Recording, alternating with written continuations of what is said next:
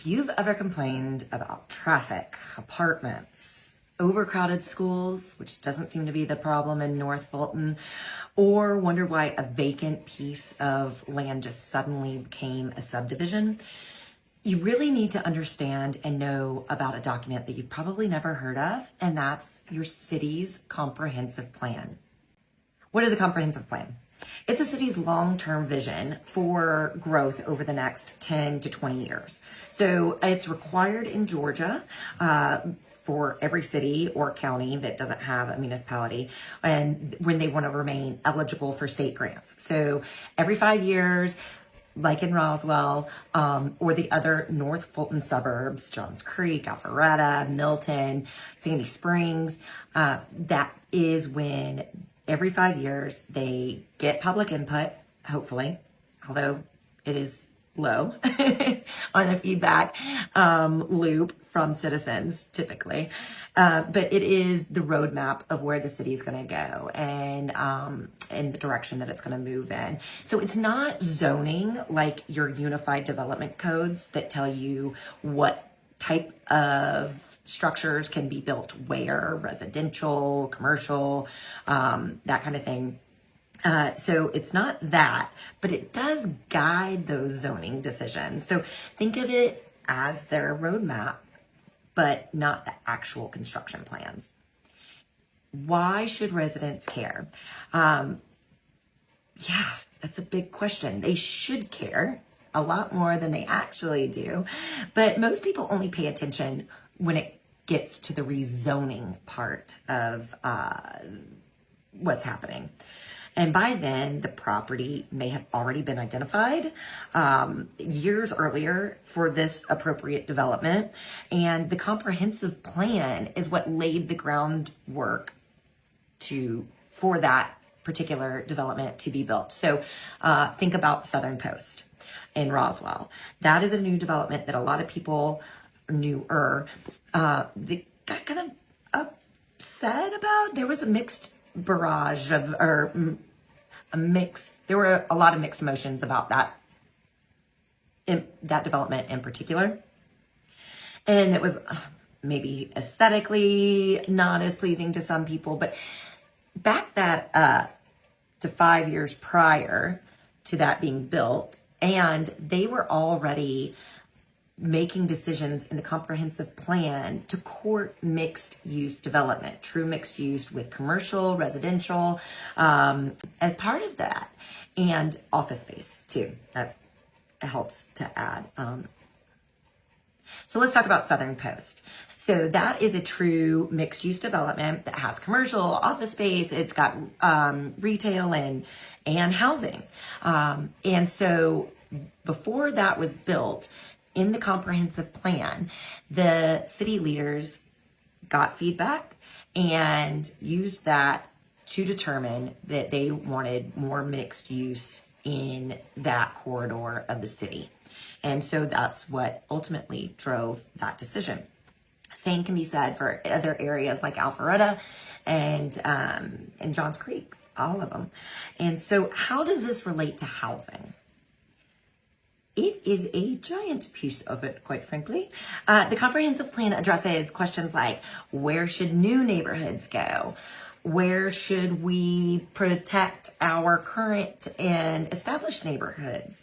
Are townhomes appropriate, or are multifamily pieces like duplexes or triplexes, things that aren't your standard, cottage courts that are popular among older segments of the population. So it also talks about where apartments can go, workforce housing, defining that as teachers, your safety, your cops, your police, your fire. It's also for people that work at, hospitals and I'm not talking about your doctors or the lawyers that are there, but I'm talking about the people that are cleaning out the trash cans and cleaning up after others or in the cafeteria, that kind of thing. So, and then all the administrative workers as well.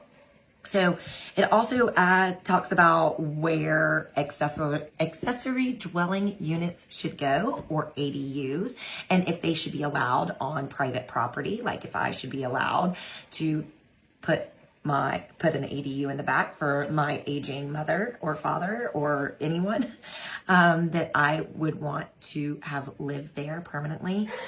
Maybe it's a child with disabilities. So this all is encompassed and is a driving force in a municipality or a city's comprehensive plan. And what they really want to try to do, or what they should be trying to do, is balance that growth. We need to understand what's happening in our school systems. In North Fulton, we're seeing a decline in enrollment in public schools. And that is due to a multitude of reasons, in part because of private school, being able to get your kids into a variety of different private schools. There is also the affordability problem that some people are priced out of the areas in North Fulton, and so they're moving elsewhere and where they can and going to schools there. It also balances growth for, our parks or transportation and the water and sewer capacity. These are all things that have to be taken into consideration, including economic development and the community's character. Like, what are we trying to achieve and keep our character, and what are we desiring or going after as well? So growth is coming to communities, whether communities plan for it or not. It's going to happen, especially in this North Fulton area, East Cobb. It's happening. We can see it all the time. So we just want to we want our city leadership to be thoughtful, intentional, reflective, and reactive to what the citizens want to see for the future development of their city. Some common misconceptions could be, my city is forcing apartments. They want apartments everywhere. We've already got enough. And the comprehensive plan, and that's not necessarily true. The comprehensive plan simply identifies where different housing types could be appropriate. And so actual projects still require rezoning, public hearings, city council approval, planning commission approval, and then city council approval. So residents have a lot of opportunity at every step to address various developments as they arise. But your best chance is to get that input in early during your comprehensive plan. Why housing matters. Georgia and Metro Atlanta in particular is facing population growth, rising home prices, limited inventory, workforce housing shortages. Corporate ownership is highest in the country here in the Metro Atlanta area. And that means that regular average buyers are being priced out because these huge corporations that own hundreds and hundreds of houses are raising the price of rents, or when they resell, it also raises the prices.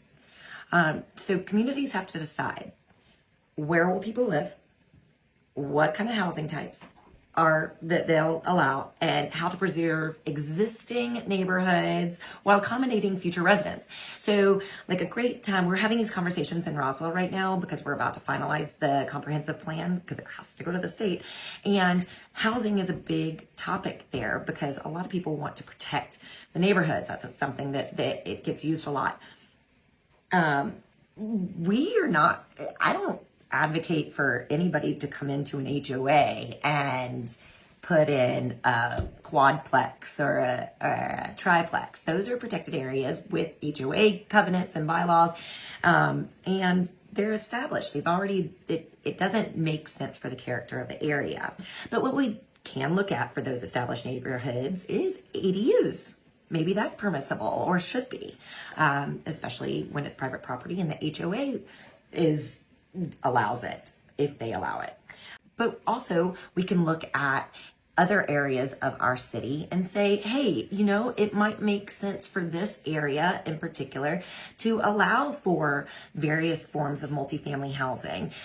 There are architectural plans that are so forward thinking about housing. It could look like a single family house, but be a double stacked apartments. But yet it looks just like a single family house. Or we can have different things that fit aesthetically, but still allow for multifamily housing so that it is more affordable. We could also look at zero-based lot lines so that the homes are, yes, closer together, less lot space, but they are still single family homes. Your voice matters. Most comprehensive plans are updated every 5 years, like I mentioned, and cities typically ask residents for input through surveys and public meetings and workshops and open houses.